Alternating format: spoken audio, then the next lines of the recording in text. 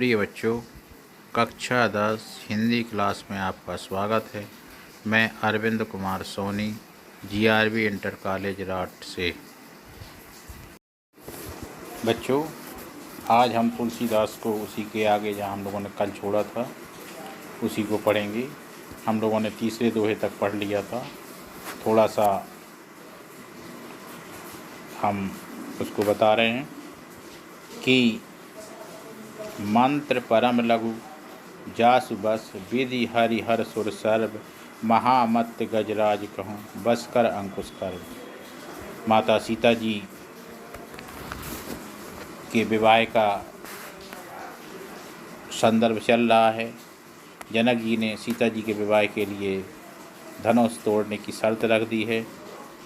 इस शर्त को बड़े बड़े राजा महाराजा पूरा नहीं कर पाए, तब राम धनुष तोड़ने के लिए खड़े हो जाते हैं और उस कोमल बालक को देखकर सीता जी की माता के मन में अंतर्द्वंद होता है कि एक छोटा सा बालक किस तरह से धनुष को तोड़ेगा। तो उनकी सखी उन्हें समझाती है कि किसी को हमें छोटा नहीं समझना चाहिए। उसी संदर्भ में आगे देखें, मंत्र परम लघु जासु बस विधि हरि हर सुर सर्व। कहती हैं, हे महारानी, आप किसी को छोटा ना समझें। ये मंत्र जो अत्यंत छोटा है, एक अक्षरी ओम का मंत्र होता है, इसके बस में ब्रह्मा विष्णु महेश आदि सभी देवता हैं। इसी प्रकार मत वाले कह रहे हैं, महामत गजराज को बस कर अंकुश। एक मत वाले हाथी को भी एक छोटा सा अंकुश जो बहुत देखने में छोटा होता है वह उसे बस में करने के लिए पर्याप्त होता है। इसलिए हे रानी, आप राम की कोमलता और बालपन पर मत जाइए, ये निश्चित ही धनुष को भंग करेंगे। आगे देखें, काम कुसुम धनुषायक लीने सकल भुवन अपने वश कीने तजेव देवी तजेव संशय अस जानी भंजहु धनुष राम सुनरानी। इस प्रकार एक और रानी के संदेह को उनकी सखियाँ दूर करती हैं, तो दूसरी ओर सीता जी के मन में भी संशय उत्पन्न हो जाता है और किस प्रकार से वो विनती करती हैं, इसको सुनें। रानी की सखी उन्हें राम के विषय में समझाती है, कहती है कि हे महारानी, कामदेव ने फूलों का ही धनुष बाण लेकर सारे संसार को अपने वश में कर रखा है। यानी जो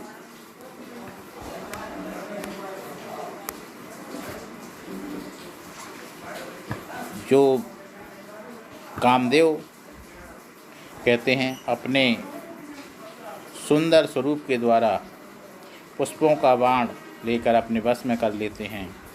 आप इसलिए राम की कोमलता पर मत जाइए और हे देवी, अपने मन का संशय त्याग दीजिए। हे रानी, आप मेरी बात को सुनिए, श्री राम धनुष को अवश्य ही तोड़ देंगे। फिर कहते हैं, सखी के ऐसे वचनों को सुनकर रानी को श्री राम की सामर्थ्य के विषय में विश्वास हो जाता है और उनका दुख दूर हो जाता है। राम के प्रति उनका अत्यधिक स्नेह बढ़ जाता है। इसलिए आगे कह रही हैं, सखी बचन सुन भय पर तीति मिटा विषाद अति बड़ प्रीति। कहते हैं, इस तरह से सखी के वचन को सुनकर उनका विश्वास बढ़ जाता है और उनके मन में जो एक प्रकार का विषाद था, दुख था, वह दूर हो जाता है और राम के प्रति प्रेम उत्पन्न हो जाता है, अत्यधिक स्नेह बढ़ जाता है। फिर आगे, तब राम ही बिलोक वैदेही। तभी सीता जी राम की ओर देखती हैं। वैदेही सभय हृदय विनिवत्ति यही तो ही। और कहती हैं, वह श्री राम को देखकर मन ही मन भगवान शंकर जी के उस धनुष के प्रति भयभीत हो जाती हैं और कहने लगती हैं, मन ही मन डर जाती हैं कि राम के प्रति भी उनका शंका समाधान कैसे होता है। इसके विषय में हम देखेंगे कि सीता जी के हृदय में भी एक प्रकार का दुख, एक प्रकार का भय उत्पन्न हो जाता है।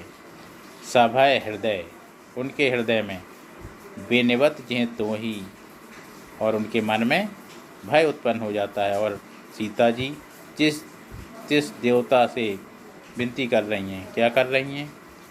मन ही मन मना वकलानी, मन ही मन सीता जी व्याकुल हो जाती हैं। व्याकुल होकर मन ही मन अकुलाने लगती हैं और मन ही मन भगवान को मनाने लगती हैं कि हो प्रसन्न महेश भवानी, हे महेश, हे माता पार्वती, हे गणेश के पिता, हे माता पार्वती, आपने, हे महेश भवानी, मैंने आपकी अगर आप तक आज तक कोई सेवा की है तो आप मुझ पर प्रसन्न हो जाइए, मुझे उसकी सफलता प्रदान कीजिए। करा हूँ सकल अपनी सेवकाई, कार्य हित हरऊ चाप गुरुआई। तो कह रहे हैं आप मेरा कल्याण कीजिए और इस भारी धनुष के भारीपन को हर लीजिए।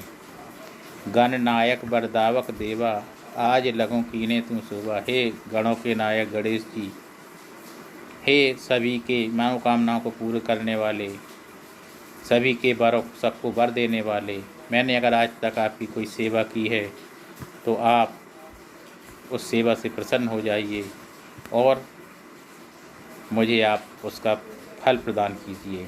बार बार विनती सुनो, मैं आपसे बार बार विनती कर रही हूँ, आप मेरी विनती को सुन लीजिए। करऊ चाप गुरुता थोड़ी, आप इस धनुष की गुरुता भारीपन को थोड़ा सा कम कर दीजिए। आप मेरी यह विनती अवश्य सुन लीजिए।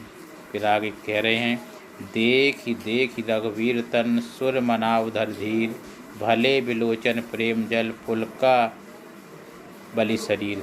इस तरह से रघुनाथ जी की ओर बार बार देखकर सीता जी अपने मन को धैर्य धारण कराती हैं और मन ही मन देवताओं को मना रही हैं। उनके नेत्रों में प्रेम से परिपूर्ण आंसू छलक आते हैं, उनका शरीर रोमांचित हो जाता है। बच्चों, आज तक हमने इतना पढ़ा, कल हम आपको आगे इसके पढ़ाएंगे।